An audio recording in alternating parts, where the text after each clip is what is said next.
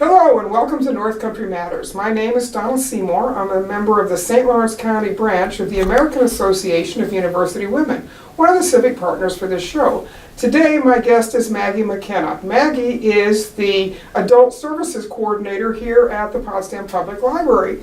Maggie, welcome back to North Country Matters. You came in last fall and did a conversation with candidates with us when you were running for the village board. So we're going to talk today about your day job. Yeah, that sounds great. And I think we should tell people that adult services is not X-rated.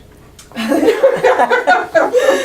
I hope not. Exactly. Otherwise I'm doing the wrong thing. Yeah. So last week was the 60th annual National Library Week, so it's a good time for us to remind folks about all the services that you and your cohorts here at the Public Library provide to the people in Potsdam. So why don't we go through just kind of a laundry list of some of the kinds of things that the library has here to offer to folks. Absolutely. So my position is actually relatively new, and there aren't too many adult programmers in this area. So I am just developing new programs, new ideas, new services to provide to our whole community. So I recently organized a concert series called In the Stacks music series. So that has been really fun because we've moved all the chairs and all the tables out of the way and just had it right in the center of the library. And that was actually a live concert, wasn't it? It right was, here? yeah. So, and Mad Stop Records, a student organization at SUNY Potsdam,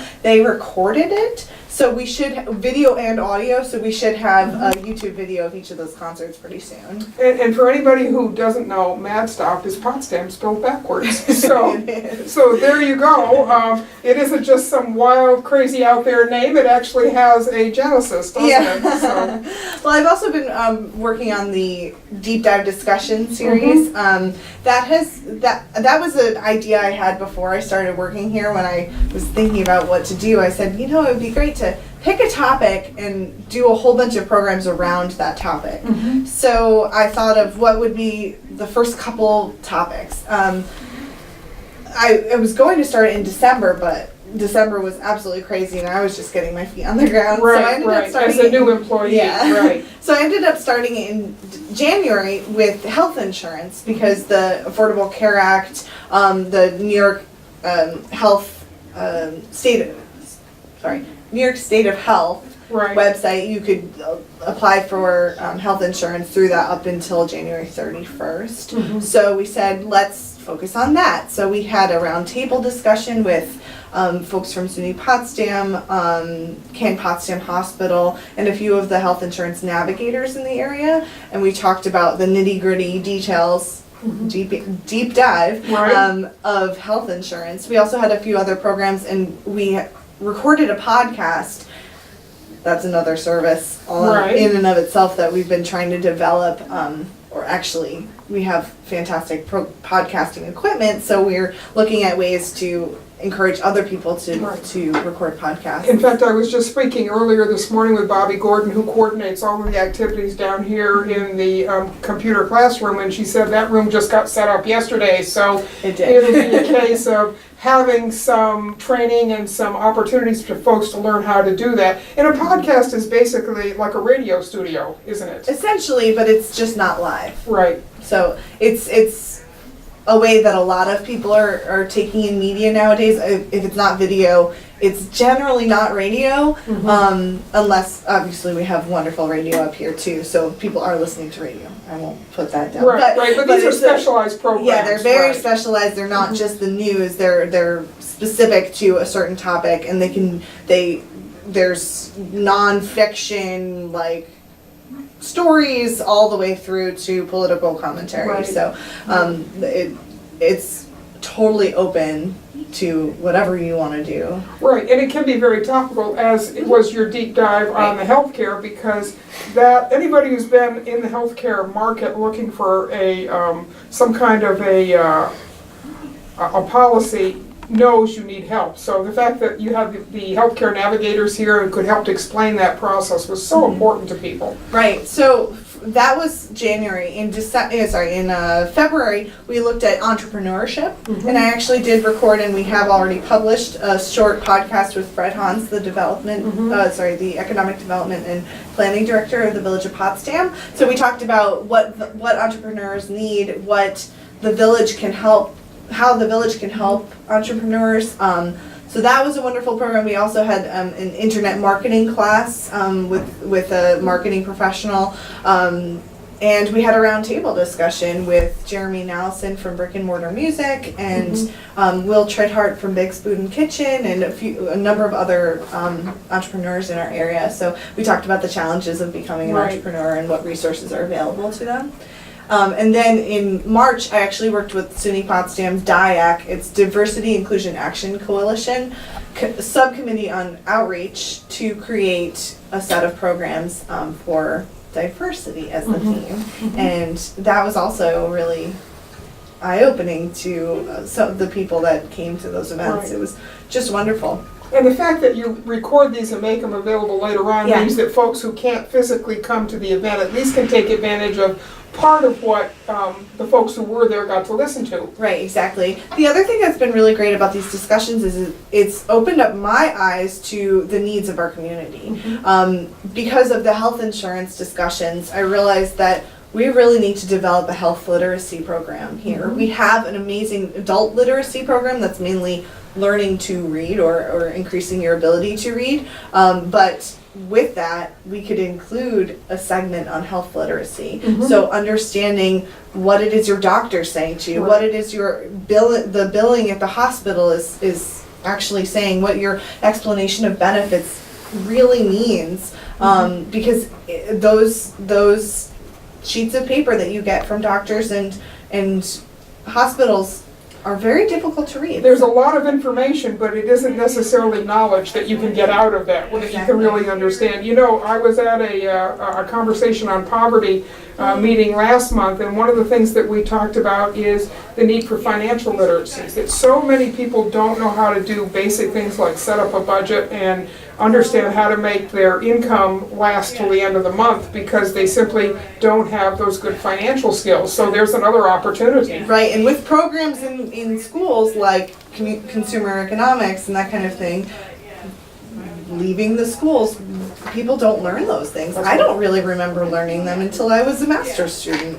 I really don't. And often you don't learn something until you need to know it. And so when you can actually apply it to something that's going on in your own life at that time, then you really get what it is, don't you? So that's also an idea that I've had, and we're going to work on an Adulting 101 course, a set of courses where we will talk about good financial habits, making big purchases using credit, as well as the home economics things like keeping your house clean, how to really do laundry effectively, and healthy eating habits and that kind of thing. So we're going to target the younger generation, maybe age 16 or 18 till 25, 30, and offer those kinds of folks who are thinking about getting on their own in some kind of a capacity, either because they're going away to school or they're just entering the work world, right?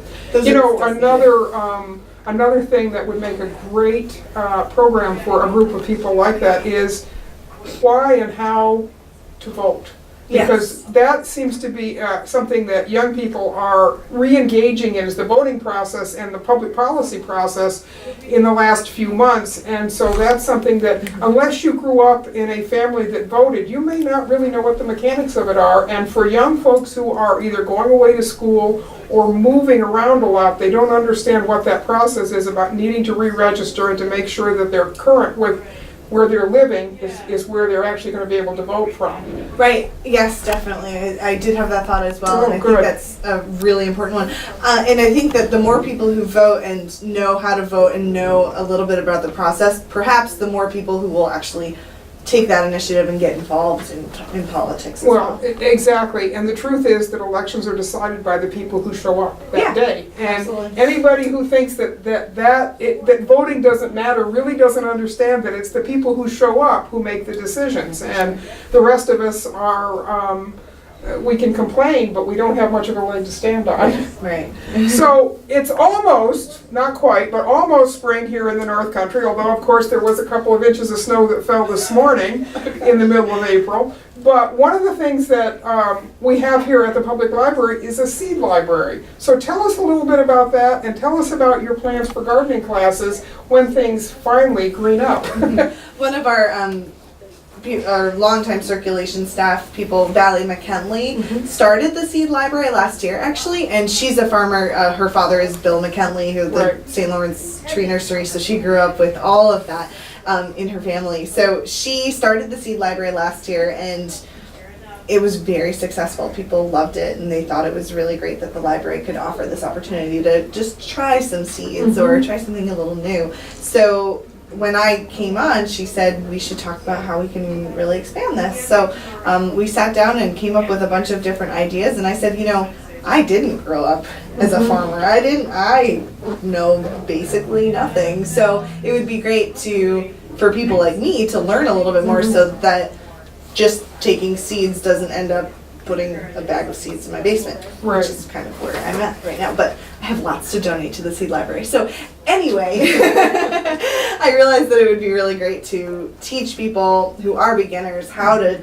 garden, how to start a garden, how to plant a garden, how to keep seeds, maybe how to save start them, how to save and them. pass them along. You know, one of the things in a community like Potsdam, where you have a lot of people coming in from other places, they may never have gardened. They may have gardened where they came from, but not here in the North Country, and so they need to learn what's appropriate for our zone. So that's another opportunity to really do a little bit of a deep dive into what's going to work here.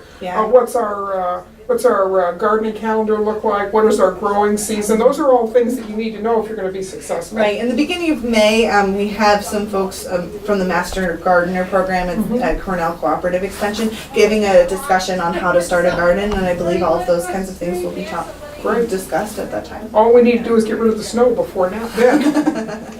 So, and you know, it's interesting because I read an article in the paper a couple of years ago. The Kansas Public Library has they have tools to lend. So they have a tool lending library. You work on the seeds. They've got shovels and rakes and all that kind of stuff. Right. We're toying with the idea of starting a tool library as well. And actually, what we're going to start with is a kitchen library. Hopefully, we're working with the town of Potsdam to figure out how to develop a kitchen library, because they have a kitchen that doesn't have any equipment currently. Right. It's so just a bare bones with sinks and stoves and things like that. So we're hoping to develop that in partnership. And that was actually the town's long-range vision when they put the new building in. They put that kitchen in thinking that it would be a great place for the community, but then, as you say, without taking the next step to equip that kitchen. And that gives you an opportunity to do some classes also, doesn't it? I know. It does. Is it this week that there's a cooking class for children? Yeah, so that was actually, I believe yesterday.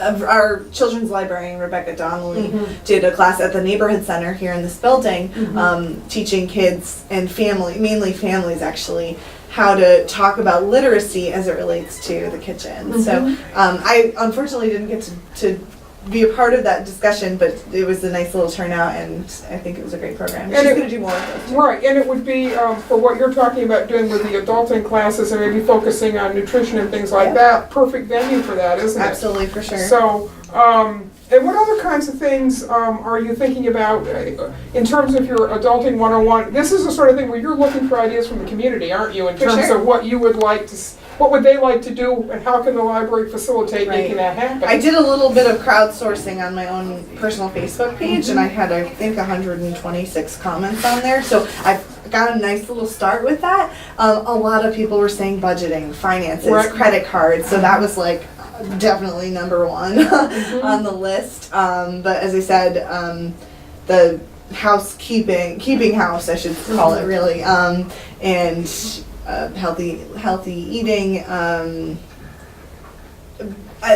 of the really big ones was big purchases, because I have some friends who are 5 to 10 years out of school and just thinking about buying a car or thinking about buying a house, and well, every state is different, but really it's really hard to figure out how to make that happen. It is, and purchases like that, like a house, that is such a major investment, and it's a long range investment, and you really have to understand your own financial situation before you can get involved in that and have a successful process. Right, for sure. And you know, it's not, there are other big purchases that people make besides cars, and they're the sort of things like appliance buying. Sometimes appliance buying there's a tremendous number of choices out there, but how do you make a good choice that is right for you and your lifestyle and your pocketbook? So I think there's a wealth of opportunity there to do that. That reminded me of another idea,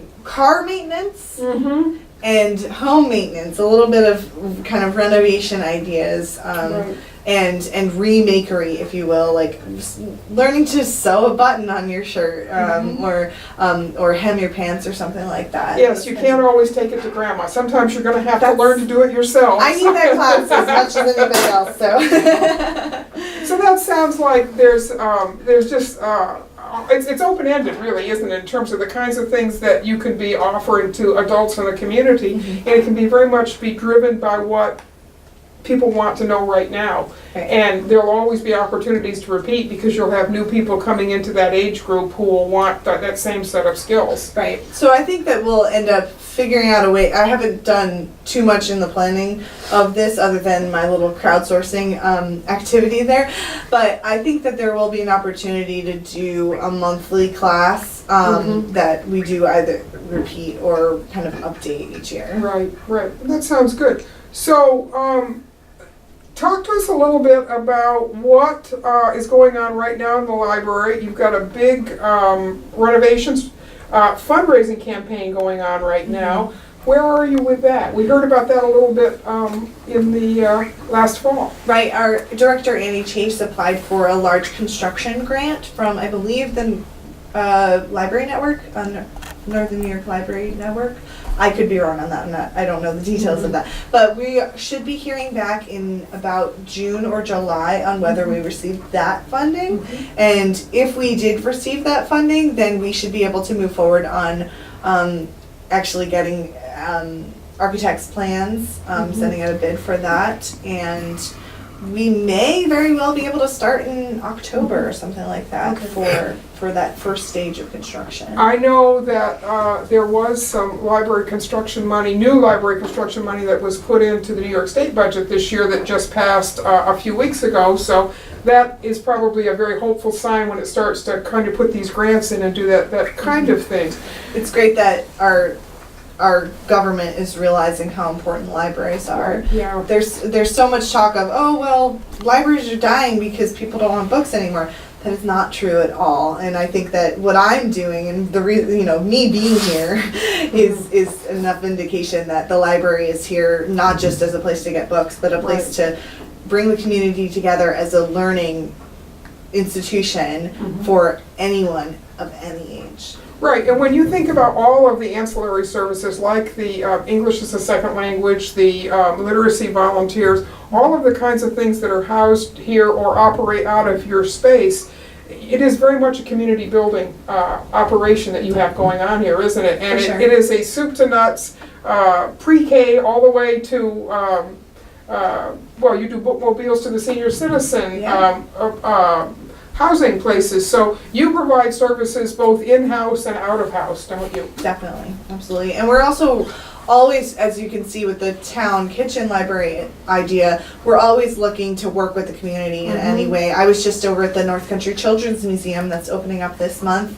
or next month, and I was just talking to the assistant director there about our podcasting equipment because he would love to bring in more teens for podcast options, and so I'm going to send him an email just a little bit. I'm always talking to the village, especially with my connection between as a village trustee now, it gives you an opportunity to make sure that that's a sort of a seamless isn't it now? Right, so making sure that the people who our administration in the village know the resources of the library, like we have all this equipment here, we have this lovely room here, and just making sure that people understand what we have available, so it's not just, oh, well, all you have is books.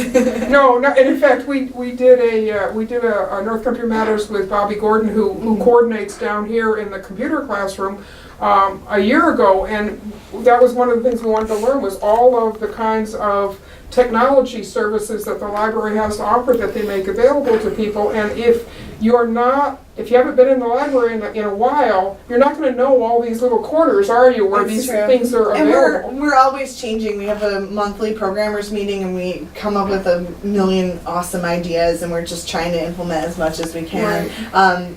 Another thing that Bobby would tell you about for sure is that we recently started holding open labs more regularly. So pretty much every day you can come in at a certain time, and we have somebody down here to help you with whatever you have. We have Clarkson and SUNY Potsdam work study and volunteer students who are digital natives. They grew up, they're younger than me, but I grew up in that kind of similar idea where I used a computer from a very, very young age, so I can get around on an iPad.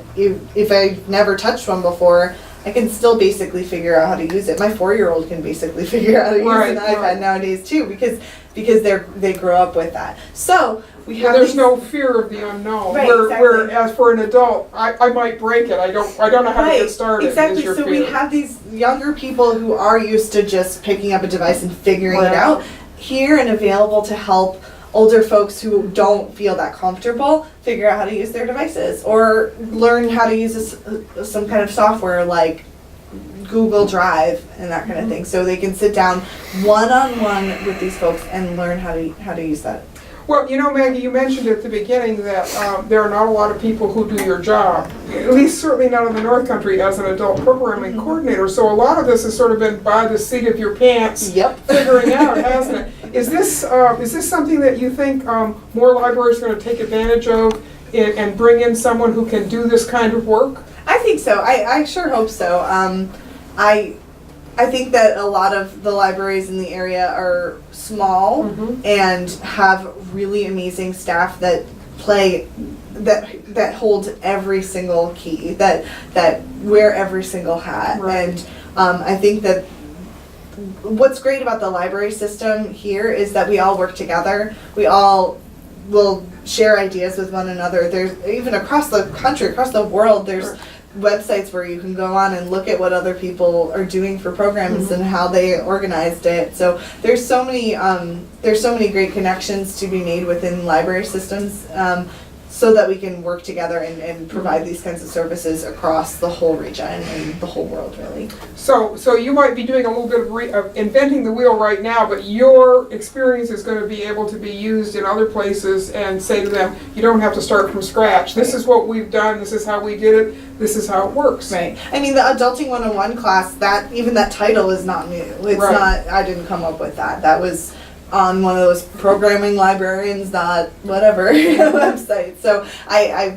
done my research so that I don't have to reinvent the wheel as well. Exactly. Well, as we get ready to wrap up, is there anything you'd like to add? Or have we covered most of the ground?